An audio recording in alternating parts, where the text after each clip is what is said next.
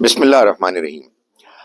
علامہ اقبال کی تھاٹ اور شاعری کو سمرائز کرنا تو ممکن نہیں ہے، لیکن میں نے ایک کوشش کی ہے کہ 3 اشعار میں جو کچھ مجھے سمجھ میں آیا ہے، میں علامہ اقبال کی شاعری کے مقاصد میں سے ایک بڑے مقصد کے پروسیس کو سمرائز کروں۔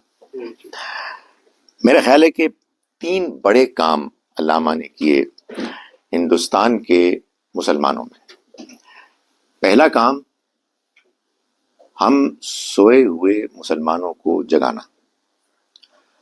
دوسرا کام، جگانے کے بعد پھر ان کو خواب دکھانا۔ ایک خواب انہوں نے لوگوں کو دکھایا۔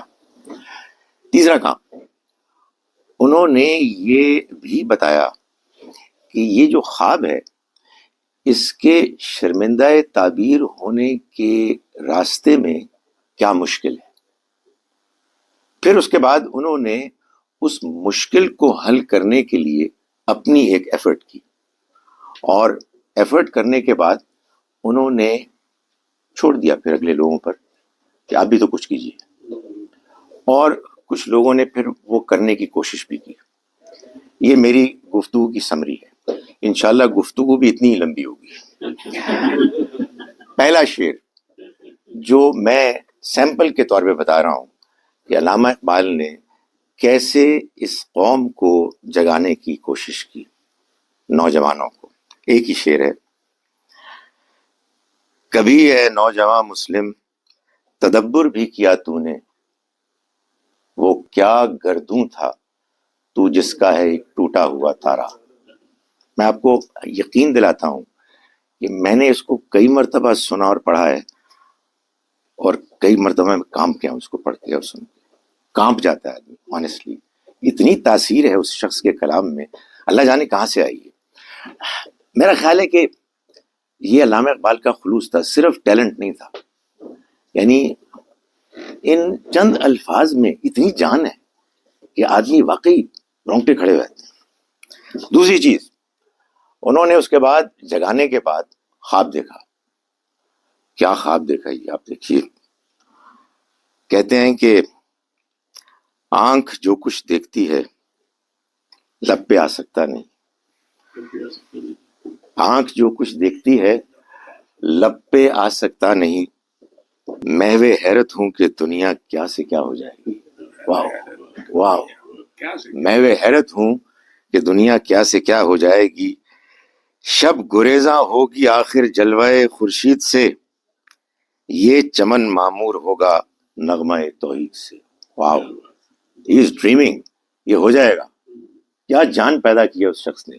پہلے مردہ قوم کو اس نے جگایا ہے، پھر جگانے کے بعد ایک ڈائریکشن دیا ہے کہ یہ ہے اصل میں وہ خواب جس کو ہمیں پورا کرنا ہے۔ لیکن وہ ایک ویژنری اور ایک برائٹ آدمی تھے، دنیا کو جانتے تھے، جہاں دیدہ تھے۔ تو انہوں نے ایک پھر تیسری بات کی، انہوں نے بتایا کہ دیکھو، سکون محال ہے قدرت کے کارخانے میں، ثبات ایک تغیر کو ہے زمانے میں۔ یہ مت سمجھو کہ بس ساری پرانی باتیں لے کے تم دنیا کو بدل دو گے، دنیا بدل رہی ہے۔ دس ورلڈ از چینجنگ، اور اس بدلتی ہوئی دنیا میں اس پیغام کو تم نے لے کے چلنا ہے، اور اس کے ساتھ اس کو سمجھنا ہے کہ کیسے اکوموڈیٹ کیا جائے، کیسے تم صحیح اسپرٹ کو لے کے ان آئیڈیاز کو، ان کانسیپٹس کو، ان ریالٹیز کو ساتھ ایڈجسٹ کرو۔ اس کے بعد علامہ اقبال نے ایک کتاب لکھی انگریزی میں۔ میرا خیال ہے انہوں نے سوچ سمجھ کے انگریزی میں لکھی کہ جو کچھ کہنا وہ چاہتے تھے شاید وہ انگریزی میں کہا جا سکتا تھا، لیکن اس کا عنوان ہی کافی ہے۔ تیسرے شعر میں جو ہے نا تبدیلی کی بات، تو اس میں انہوں نے یہ عنوان دیا اپنی کتاب کو، reconstruction of religious thought in Islam. Can you imagine? یعنی انہوں نے یہ بتایا کہ دیکھو، یہ جو خواب ہے یہ شرمندہ تعبیر ہوگا جب تم یہ سمجھو گے کہ سکون محال ہے قدرت کے کارخانے میں، ثبات ایک تغیر کو ہے زمانے میں۔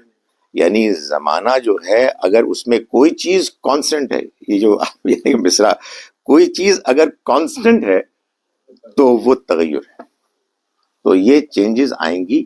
اور میں اب جسارت کر رہا ہوں، یعنی علامہ اقبال نے یہ کہا کہ میں ریلیجس تھاٹ ان اسلام کو ریکنسٹرکٹ کرنے کی کوشش کر رہا ہوں. اس کے بعد مجھے بس آخری بات یہ کہنی ہے کہ انہوں نے اپنی کتاب میں اپنے آئیڈیاز پیش کیے. آپ اس سے اختلاف کر سکتے ہیں، آپ مجھے میری بات کے کہنے پر کرٹیسائز کر سکتے ہیں، مگر میں یہ جسارت کر رہا ہوں یہ کہنے کی کہ ہمارے استاد جاوید احمد غامدی صاحب نے اسی آئیڈیا کو لے کے آگے اپنی کتاب میزان میں دین کو اپنی اوریجنل شکل میں رکھتے ہوئے اس کو تمام ان چیزوں سے الگ کر کے کہ جو بات کے زمانے میں لوگوں نے شامل کی، نو کرٹیسزم ٹو اینی ون، اچھی نیت سے اور اپنے اپنے زمانوں میں بالکل ریلیونٹ کام کرتے ہوئے لوگوں نے کیا کیا اس کو بھی دین سمجھ لیا. تو وہ جو reconstruction of religious thought in Islam ہے، جس کے بغیر اقبال کا خواب شرمندہ تعبیر نہیں ہو سکتا، اس لیے کہ زمانہ بدل رہا ہے، تو غامدی صاحب نے میزان میں اور دوسرے اپنے کاموں میں اصل دین کو پیش کرنے کی کوشش کی ہے، جس کو کہ ظاہر ہے کہ کوئی شخص بھی کرٹیسائز کر سکتا ہے، یہ تو پروسیس آن گوئنگ ہے. اور آخری بات یہ کہ ہمارا یہ جو ادارہ ہے یہ اصل میں اسی کی نمائندگی کر رہا ہے. ہم یہاں جو کچھ حقیر سی کوشش کر رہے ہیں وہ اصل میں اسی پروسیس کی کنٹینویشن ہے. تو مجھے بڑی خوشی اور ایک سکون ملتا ہے کہ ہم اس امت کے، اس دور کے اتنے بڑے آدمی علامہ اقبال کی تھاٹ کو ان کی اپنی انڈرسٹینڈنگ کے مطابق پروموٹ کرنے کے پروسیس کا ایک حقیر سا حصہ بنے.